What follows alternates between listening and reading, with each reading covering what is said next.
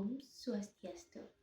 Perkenalkan, nama saya Nimade Aya Artini dengan nomor NIM 057696663, Prodi Ilmu Komunikasi, Fakultas Hukum, Ilmu Sosial dan Politik. Dalam kesempatan kali ini, saya akan mempresentasikan tugas 3 agama Hindu dalam tema mengaktualisasikan Catur Purusatra dalam kehidupan di era digital. Baik, untuk persoalan yang pertama, saya akan membahas pengertian dari Dharma, Artha, Kama, dan Moksa. Di mana yang pertama ada Dharma, adalah landasan moralitas dan kebenaran dalam setiap tindakan. Di sini berupa kebenaran, kewajiban, dan ajaran kebajikan. Pedoman untuk bertindak jujur dan bertanggung jawab, sehingga ini menjadi fondasi utama dalam menjalani kehidupan. Kemudian yang kedua ada Artha, adalah kemakmuran material untuk mendukung kehidupan duniawi. Ini berupa harta, kekayaan, dan sarana kehidupan. Mendukung pelaksanaan kewajiban dharma harus diperoleh dengan cara yang benar. Sehingga prinsip mencari harta harus berlandasan dengan dharma. Yang ketiga ada kama, adalah keinginan, kesenangan, dan kebahagiaan hidup manusia. Bukan sesuatu yang harus dilarang, namun harus dikendalikan. Keinginan yang tidak terkendali dapat menjatuhkan diri dari kedamaian, sehingga harus dinikmati secara bijak dan tidak berlebihan. Kemudian yang keempat ada moksa. Ini adalah tujuan tertinggi dari kebebasan rohani dan kedamaian batin.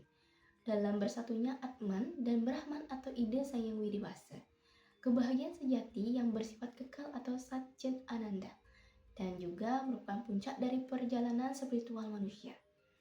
Maka keseimbangan, pengendalian kama adalah kunci menuju moksa, prakis dan keseimbangan. Dalam struktur ini sudah dijelaskan di mana dharma sebagai fondasi menjadi dasar utama agar tindakan menuju artha dan kama tetap benar. Kemudian ada moksa sebagai puncak yang dimana ini bertujuan sebagai akhir yang memberi arah dan makna pada hidup. Kemudian ini dapat menjadi harmonisasi hidup di mana dapat bertujuan keseimbangan material dan spiritual dan membawa ketenangan sehingga dapat mencapai jagat hita dan moksa secara selaras. Kemudian untuk penjelasan yang berikutnya saya akan membahas tantangan di era digital dan mendeskripsi beberapa kasus. Seperti hal yang pertama ada hedonisme digital. Di sini seperti halnya berlomba menampilkan gaya hidup yang mewah dan popularitas dengan pengakuan di media sosial. Kemudian mengamburkan nilai kesederhanaan. Kemudian yang kedua ada pelanggaran etika. Seperti halnya penipuan online, konten provokatif, dan ujaran kebencian demi keuntungan materi atau arta tanpa landasan moral atau dharma. Kemudian ada yang ketiga itu kecanduan digital. Seperti halnya kehilangan waktu produktif untuk belajar, beribadah, berinteraksi sosial akibat distraksi hiburan yang berlebih. Kemudian ini dapat menimbulkan bagaimana dharma demi kepuasan kama sesaat dapat merusak keseimbangan hidup. Berikutnya, saya akan memaparkan faktor penyebab kesulitan aktualisasi, di mana yang pertama ada budaya materialisme, di mana kesuksesan hanya diukur dari kekayaan dan popularitas, mengabaikan nilai dharma. Kemudian yang kedua ada lemahnya karakter, di mana kurangnya pendidikan moral membuat generasi muda mudah terpapar oleh budaya negatif. Kemudian yang ketiga ada individualisme, fokus lebih pada diri sendiri yang mengurangi pedulian dan spiritual.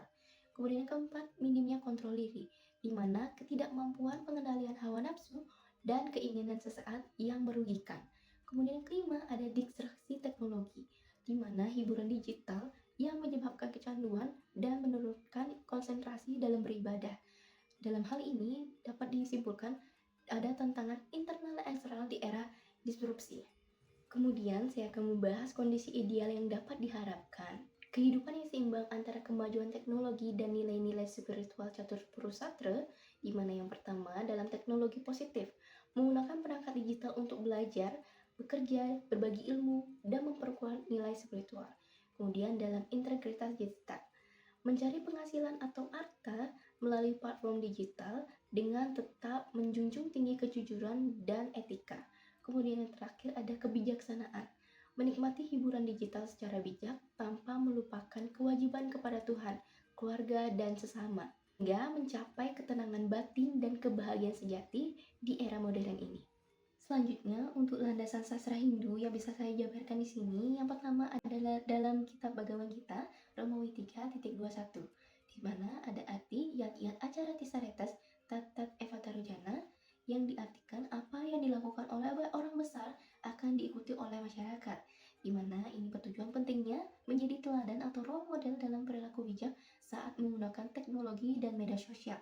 Kemudian yang kedua, dalam kitab agama kita juga, Romawi 2.47, di mana ada arti Karmani Evadikaras, tema Palesu Kadacana, di mana artinya manusia berhak bekerja tetapi tidak boleh terikat pada hasil, di mana mencari harta atau kekayaan harus dilakukan dengan kerja keras yang benar tanpa dikuasai oleh keserakahan. Kemudian selanjutnya ada pada Manawa dan Sastra, di mana Dharma adalah dasar utama kehidupan manusia agar tercipta keteraturan, kesejahteraan, dan kedamaian dalam masyarakat digital. Baik, untuk demikian mari kita bijak berteknologi dengan nafas catur purusastra. Gunakan teknologi untuk kebaikan dan menjaga moralitas di ruang digital. Demikian dari presentasi dari saya. Mohon maaf jika ada salah perkataan. Untuk itu saya tutup dengan sinaan untuk para Mas Santi. Om Santi Santi.